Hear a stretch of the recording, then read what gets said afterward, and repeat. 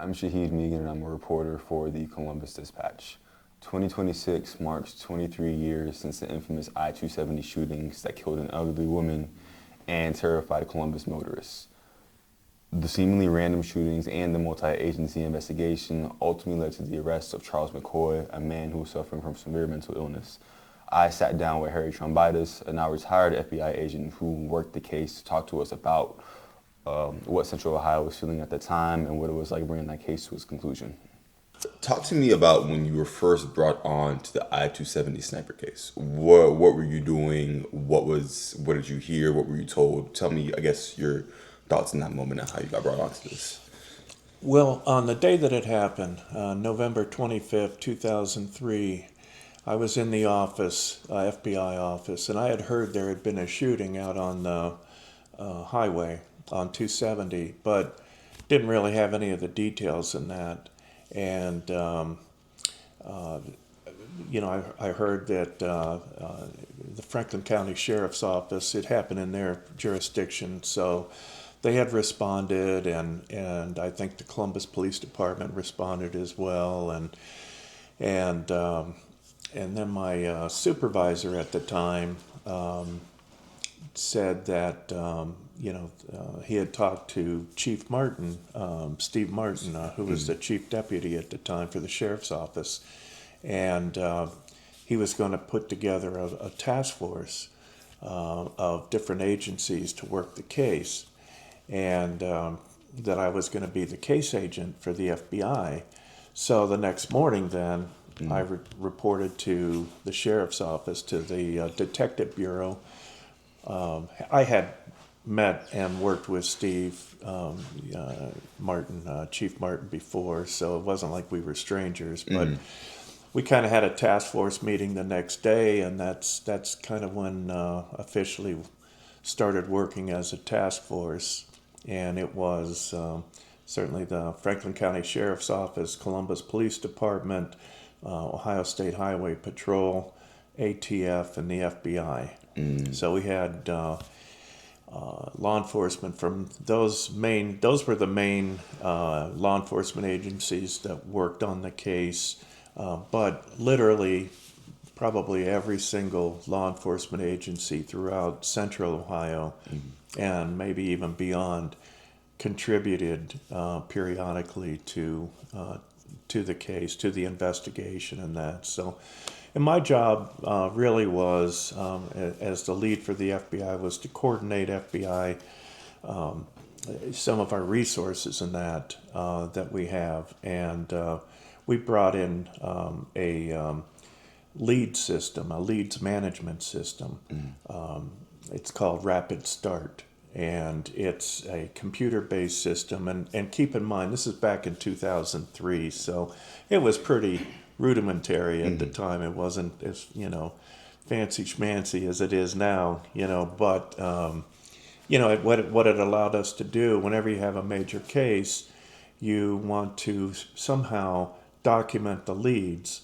You don't want leads coming in and having people write information down on a little yellow sticky, and because you never know which lead is going to be the one that's going to lead to the resolution of the case, and you certainly wouldn't want to risk having it fall off or somebody throwing it away or whatever. So you need to have a system of documentation, and so that's one of the things that we did. And we had brought in some other personnel, and then as the case went on, we ended up financially being responsible for the ShotSpotter system. It was, I don't know if you're familiar with that. We were very familiar with ShotSpotter. Okay, we were. I think it was at the time. ShotSpotter was used. I want to say it was in Memphis, Tennessee, one other city, and the folks that owned ShotSpotter came and made a presentation to us. And by then we had discovered that we had a lot more shootings than that.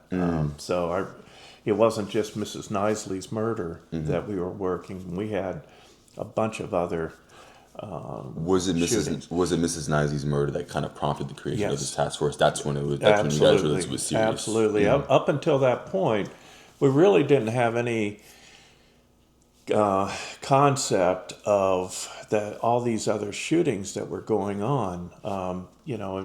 Because not everything was worked by, the Franklin County Sheriff's Office. It might have been a local agency. And, when you have random shootings and things like that, they go out, take a report, maybe a building got shot, maybe some, windows got shot, a car maybe got shot somewhere. They go out and take the report and they kind of, internalize it. They don't really share that information. There's no real information, no need to get that information out until we had Mrs. Knisely's homicide, and we wanted to take a look at what other kinds of shootings have we had down in that area, and that's when all these other agencies started reporting, hey, we had a couple of shootings here, there, and once that information came in from the other agencies, was it easy to put together, wait, we have was it easy to put together, there was a pattern, or was it kind of hard to see at first? Yeah, they what we were able to do, they'd go out and take the report, and of course there were never any witnesses in that, but they were what we did basically was we took a look at geographically where these were occurring along the I-270 area, right off I-270 in the immediate area and that.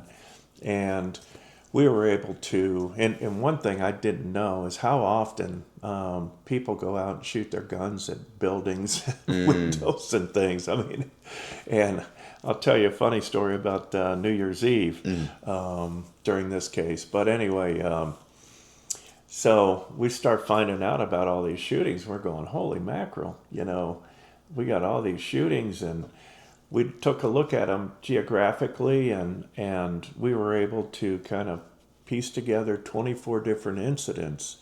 And at that point, we were able to, we took the bullet fragments recovered from Mrs. Knisely, and we were able to, we sent all of our ballistic stuff to the Columbus Crime Lab, and Mark Hardy was the main analyst there that was taking a look at everything.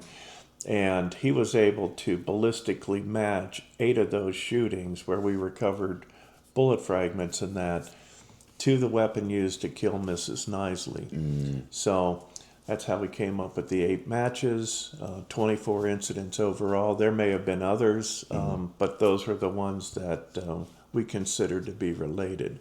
Gotcha. It was 24 incidents over what period of time? And you'll see on the document that the very first one was probably 5 months prior to Mrs. Knisely's homicide and that. So we went back not only after Knisely's shooting, but we wanted to see what happened prior to that. So we asked departments to pull up any records, any reports that they had of any incidents of shootings and that prior to the Knisely incident, and that's when we started getting all these different reports and that. So, and then once the Knisely shooting happened and everybody was aware of our task force and that, if there were any shootings anywhere, we were normally contacted, and we would actually send a team out to help investigate the shooting and see if we could recover any ballistic material in that. So it was, again, the Knisely incident is the thing that kind of said, okay, we've had this horrible thing that's happened. Let's check and see what's happened before. And now we're building kind of a database. And, you want to find out about those things, because if you had a suspect, maybe, let's say, another agency had a report of a shooting and then they had a suspect, well, maybe that suspect's responsible for all these shootings and that. So we wanted to gather that information and look at any suspect information that was out there. Got you. So at this point, when the task force was formed, Mrs. Nicely's already been murdered. Talk to me about, I guess, like the time pressure you guys felt.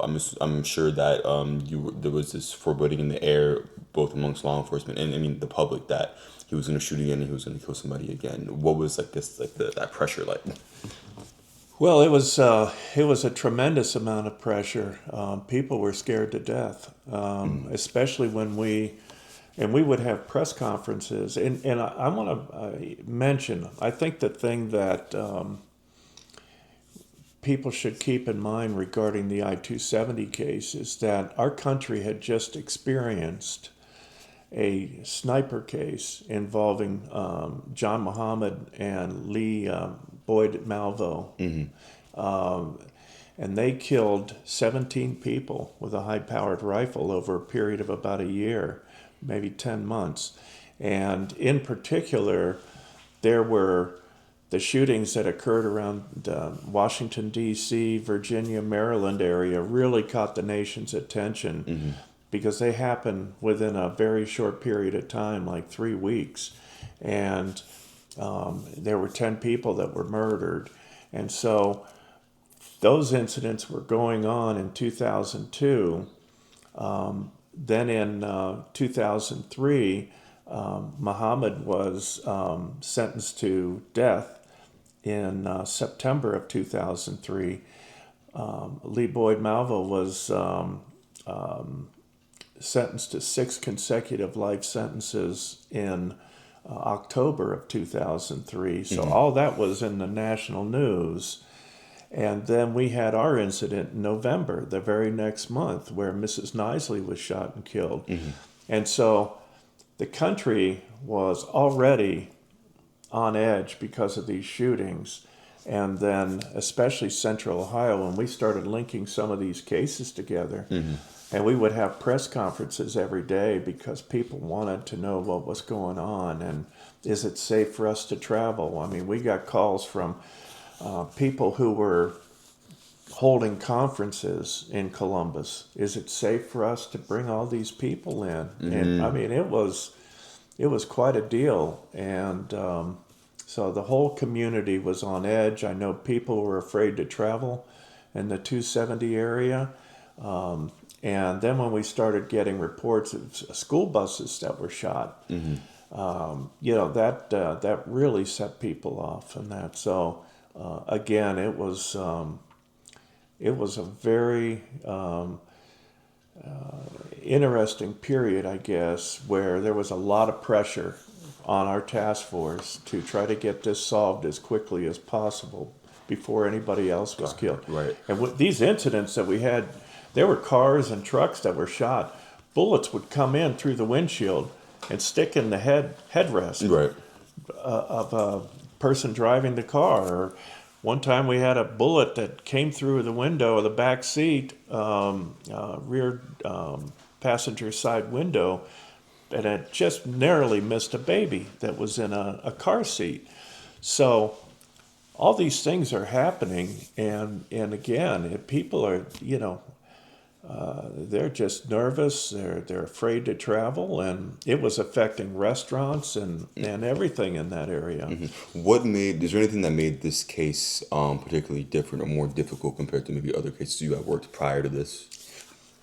Well, I'd worked a shooting case, a serial murder case, the Thomas Lee Dillon case. He shot and killed 5 outdoorsmen from 1989 to 1992 in southeastern Ohio, using a high-powered weapon. There were never any shell casings, never any witnesses.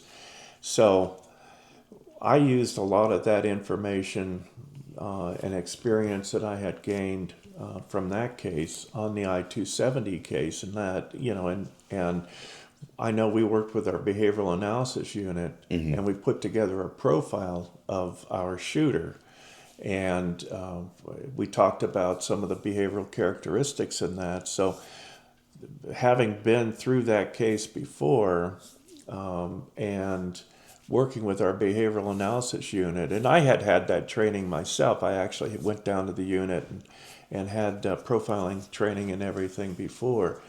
So we were able to put together a profile of our shooter, and of course we put that out and asked people to, pay attention to anybody that seems to match this profile, and give us a call and let us know. And we had ended up with 5,712 tips.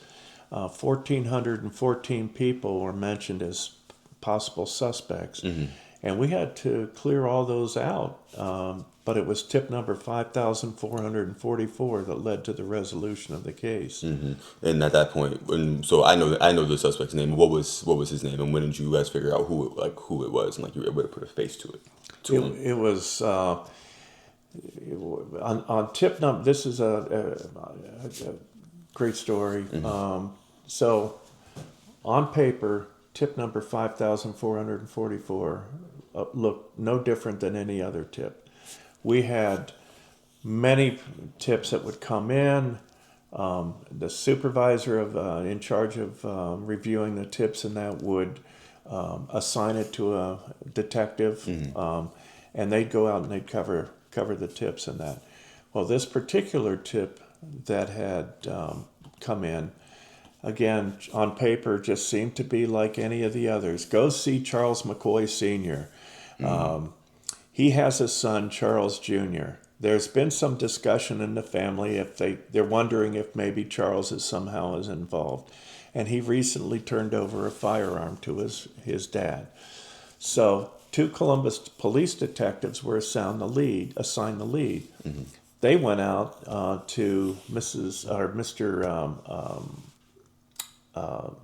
McCoy's house, Senior, and knocked on the door and started interviewing the dad. Dad came to the door, and unbeknownst to the detectives, but Charles Jr. Was driving to his dad's house. He saw the detectives on the patio or on the front porch talking to his dad, and he pulled off to the side, and he realized that this is trouble for him. He's going to have to get out of town. And that I guess he watched as the detectives interviewed his father, and his father went and got the gun, turned it over to the detectives. When you say the gun, you mean the gun that was used in those right. shootings? But of course, at the time, we didn't know that was the gun. That was just, we had already test fired dozens of guns at that point. So this gun, and this tip was no big deal. Nothing about tip number 5,444 read to you as though it was going to mean this anything. is it. Yeah, no. It was just one of the many tips, and so the detectives got the gun, but by then the lab was closed. It was after 5:00. Mark Hardy had already gone home. So they took the gun out to the property room, put it in property room, and then the next day they take it to the lab. And Chief Martin and I are in his office where every day I reported. We worked 114 straight days, never took a day off through Thanksgiving, Christmas, New Year's. Every day we worked, and a lot of our task force members did the same thing. But we're sitting in his office, and we would discuss what we wanted to do for the day.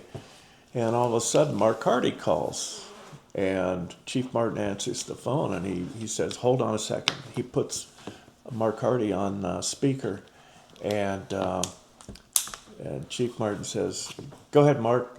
And Mark says, "Fellas, you've got your gun."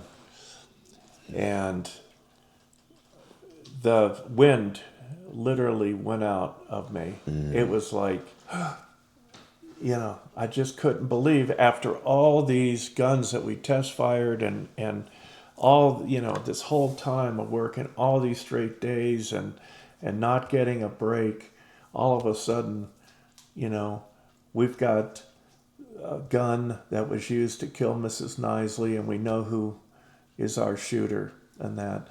Well, when Charles Jr. saw the detectives go up and then get the gun from the dad, he knew he needed to get out of town. So he went to an ATM machine and he withdrew all the cash that he had. Do you know how much it was?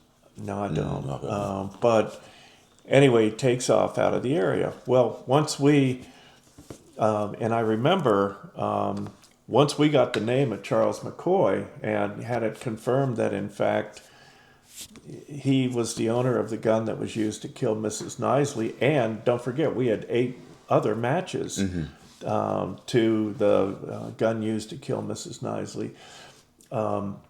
I pulled up his picture, and I'm like expecting some kind of like monster, and it's this calm, mild-mannered looking young man that it wasn't the picture that I had of what our shooter would look like. And so we called all of our task force members in, and we told them that what we had and everything, and we decided to go ahead and release the information to the media that we were looking for Charles McCoy Jr.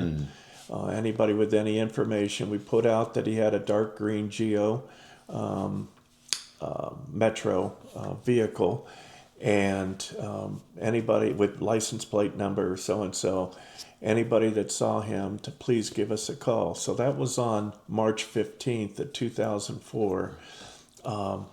2 days later, I'm laying in bed. It's about 4:30 in the morning, and my cell phone rings, and I answer it, and it's a buddy of mine out in Las Vegas, Scott Bakken, and he's on the FBI fugitive task force out there. He goes, "Hey Trom," which is my nickname. He goes, "Hey Trom, I think we're sitting on your sniper dude." I said, "What?" He goes, "Charles McCoy. He checked into a motel out here in Vegas, and as soon as he comes back to his room, we're going to put the habeas corpus on him." And so I'm like, holy shit. So I call Martin right away, and we get everybody to hustle on into the sheriff's office, and within a half hour, 45 minutes, Scott calls me back and says, "We got him." He came back to his room, and we got him, and we're transporting him to the FBI office in Vegas, and he's fine, and we'll take care of him and babysit him until you guys figure out what you want to do. And so at that point, we came up with a game plan that we would send our lead investigators, Zach Scott, and was our main lead investigator, but there were other lead detectives, if you will, or certainly main detectives, let's put it that way. And we put them on a plane and sent them to Vegas. And, they attended the extradition hearing, and McCoy waived extradition and agreed to come back to Columbus. Well, there had been some indication that Charles wanted to talk to our detectives. So one of the things we did was we commandeered the director of the FBI's plane, had it divert out to Las Vegas, and pick up Charles and the other detectives in that, fly them back all together to Columbus.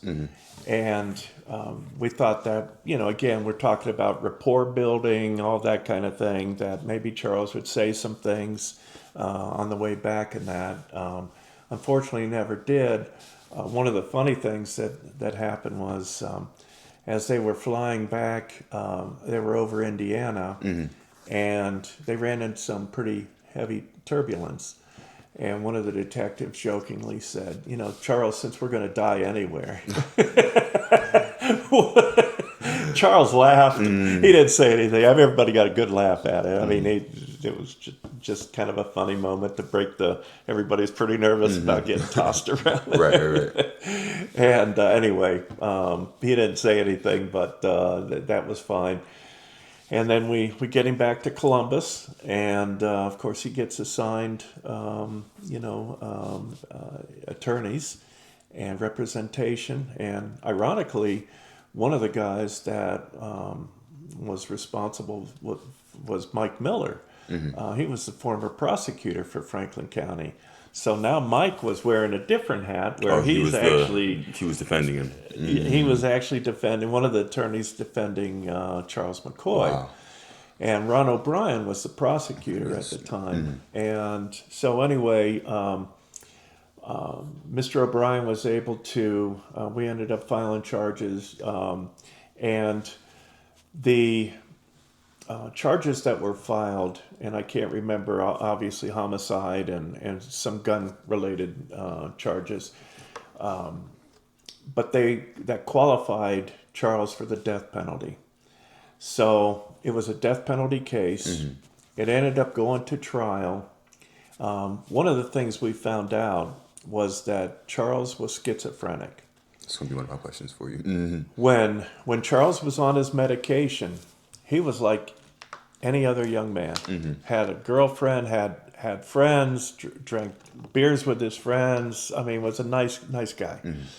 But when he didn't like the way the medication made him feel. And so he stopped taking it. And what he started to do was drop cement bags off overpasses at vehicles and things. And then he graduated to buying a handgun and actually started shooting at cars and that. And that's what led to the homicide of Mrs. Knisley. So the first trial ended in a hung jury. The jury they knew that Charles had been schizophrenic and everything, so they just couldn't come to an agreement on guilt or innocence on that. Right, because the death penalty, the death penalty was at the center of it, and they weren't sure they wanted to sentence a man with schizophrenia to death. Okay, exactly. So anyway, they ended up Mr. O'Brien and Mr. Miller and all the attorneys got together and Mr. O'Brien ended up dropping the death penalty specification. And it was at that point that all sides came together and decided that Charles would serve a 27-year prison sentence with no chance of parole until after 27 years. And the death penalty was off the table and that. So everybody agreed to that. And Charles ended up pleading guilty and serving his time out in Allen Correctional in Ohio here. And matter of fact, he is due to be released on May 3rd of, I believe it's 2031. 2031. Yeah. So about 5 years, he'll be out. He'll be out. So when you think back to that case 23 years later, well, first question, at that point, how long had you been with the FBI when you were brought onto that? At that point, let's see, 2003. So I was in the FBI 29 years, so I'd been in the FBI about 20 years, I think. At 20 years? Yeah, because I retired in 2012. Got you. Is there anything about that case that stands out to you now as a retired agent that didn't stand out to you in the moment? No, I think, as in all the cases, and I in my books, I tried to indicate this. I was never a superstar.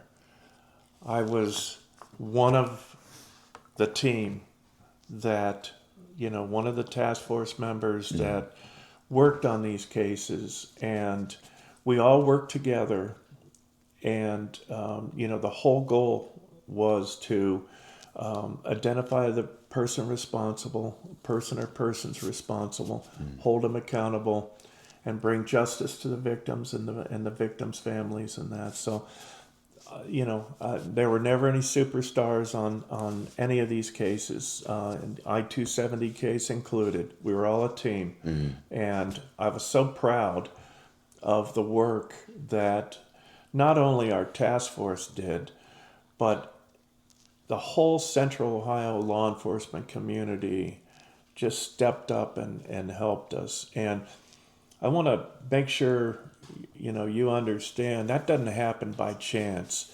That happens because we worked on relationships with all the agencies, all of us did, over the years. And you build that trust and that friendship and, that camaraderie and you help each other out when you have different cases that, if a agency has a major case, they don't have the manpower. Even a big agency like the Franklin County Sheriff's Office or the Columbus Police Department, for example, they don't have all the resources that they need to handle this case. Plus, keep in mind, they still have daily responsibilities.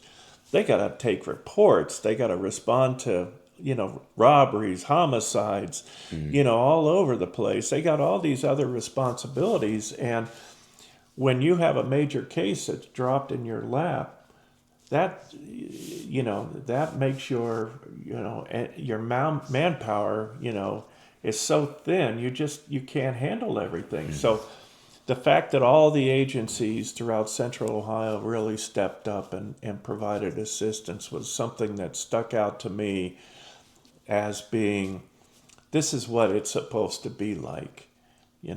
and I was really proud of everybody that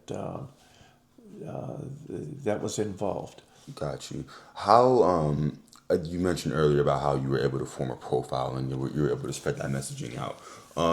Did the randomness that the shootings appeared to be in, did that kind of complicate forming that profile? Well, our profile that we ended up releasing was that it was somebody who had the ability to come and go. Our shootings were occurring all over the place. Daytime. Mrs. Knisley was killed at 10 a.m. on the 25th of November. But some of these shootings occurred at midnight. Some of them occurred in the morning, like, 2 o'clock in the morning. We had other shootings that occurred in the afternoon and that. So we're all over the board as far as when the shootings are occurring. So this person who was responsible, we believed, had to have the ability to come and go, have some flexibility in their schedule to be able to do that. We also believed that they most likely drove a nondescript vehicle. If you had somebody with a pink Cadillac, for example, fleeing the scene where a shooting had just occurred, it would stick out. People would go, "Oh, I remember seeing that. Remember that Cadillac that went by," or whatever, the Mercedes, or it doesn't matter. But we never had any reports of any particular vehicles or anything like that. So that was another thing that we indicated. Obviously, they had to have access to weapons. Now, here's another point that we kind of got into it with the media about. We knew early on that it was a 9mm round that killed Mrs. Knisley. Okay. We took some heat because we wouldn't report what the round was, what type of gun we were looking for. Well, there's a couple of reasons for that. Number one, if you know anything about guns, a handgun can be used. There are certain rifles that fire 9mm rounds. So we weren't sure which weapon for sure was the one that we wanted, or that was used to kill Mrs. Knisley. And the second thing is, why would we ever say what the round was? What if that we knew, what the caliber of the weapon was? The shooter may stop shooting or using that weapon. They may go to a different weapon. Our way of linking all these cases together was because that the shooter was using the same weapon. So had we indicated we knew more than what we really, or that we knew, and Mark Hardy actually told us he thought it was probably a Beretta. He said there could be a couple of things. Taurus was another possibility, but he said, I'm leaning towards, I believe it's a Beretta 9mm, and it turned out to be a Beretta 9mm. But we didn't want to release that information because, again, we didn't want to say anything that would cause the shooter to change guns, and then all of a sudden, how do we know it's the same person that's doing some of the other shootings in that? Touching on the media aspect, what role did the media play, both helpful and challenging, with this case? Like, what was Media? They were definitely our partners. And one thing that was another role that I had. Was I had media training and media experience before, and I wanted to, when we first started our case, the investigation and we were going to do our media releases. I worked with Chief Martin. We designed the media release that we were going to do. I always, through my training and experience, believed that you want to release a written statement every single time you have a press conference. That is the official statement from the task force. Because what happens is, if you just go in to a press conference, the media, they have their own agenda. They have their own thoughts about what questions that they want to ask. And if you don't have this official document, that gets the information out that you as a task force wants to get, we don't know if the media is going to ask the right questions to get that information out to the public. So having that statement, that we could release every day, every press conference. We had two press conferences a day early on, and then we went to one, and then we ended up going to one a week until... So, in other words, the press releases that you said were so good. Was it, I guess, your way of keeping a control on, I guess, like the narrative, but you know what I mean, the media worked with us on getting the information that we wanted out to the public, and so media was definitely our partners. We have one situation where we put up cameras on the south end, and the dispatch went ahead and released the locations of all of those cameras. Of all the cameras. And it wasn't long after that our shooter moved out of the area. So we called folks in from the dispatch and other media, and we said, listen, you guys have got to work with us. You can't let out these investigative things that we're doing in that, because that's just inappropriate in that. And so anyway, from that moment on, I think everybody was on the same page that if we stumble upon an investigative technique that the task force is using, we're not going to publish it in the newspaper the next day. Got you. Or say it on TV and that. So that was an interesting time frame. The other thing that we did, and so the media was our way of getting the information to the public. And I'll tell you what, we developed a lot of friendships with the media. And I still have friendships with the media to this day because of the they helped me and the FBI and other agencies out on so many cases over the years. That's why I still do interviews with the media and that, because I always said, as much as you guys help me, if I can give back to you somehow, I'll do it. So anyway, they were our means of getting information out to the public and that. And one of the things we had to remember, too, is every time we had a press conference, we were talking to the bad guy, our subject, because there's no doubt that they're following the media accounts of what's going on in the investigation. So that's why when we put out when media put out the location of some of the cameras and that, it wasn't long after that before our shooter moved out of the area, and so the media again was awesome, with that one exception, and so thankful for their help. Another interesting thing that happened was the reward. The business community was so affected by this case that they wanted to donate money towards the reward. We worked with Crime Stoppers. Anybody, we wanted all of our tips to either come into the Crime Stoppers, the sheriff's office, the FBI, wherever, but we wanted the tips to come in, and most of them went to Crime Stoppers.